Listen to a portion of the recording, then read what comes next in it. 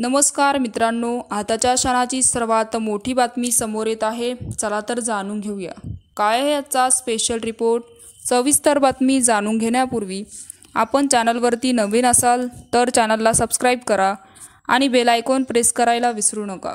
महाराष्ट्रामध्ये देवेंद्र फडणवीस पराभूत होणार तर देवेंद्र फडणवीसांनी महाराष्ट्राचे डम्पिंग ग्राउंड करून ठेवले आहे.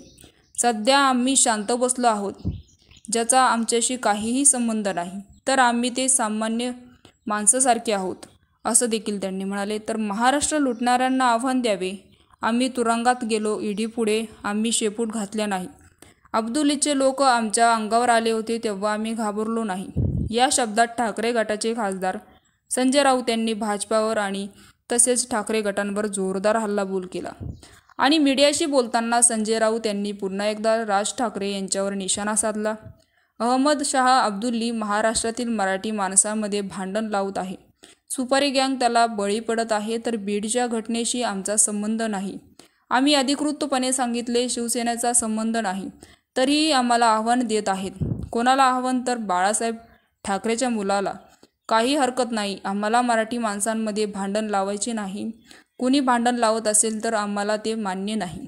बघून हे वगैरे धमक्या आम्हाला देऊ नका. सत्ता 2 महिन्यात आमच्या हातात येणार तेव्हा तुम्ही कुठे जाल, असं देखील त्यांनी म्हणाले. तर हिंमत असेल तर अहमद शाहच्या अब्दुल्लीला आव्हान द्या आणि मुंबईची लूट करणाऱ्यांना आव्हान द्या. सुपारी गँगला आव्हान द्या, असं देखील संजय राऊत यांनी म्हणाले.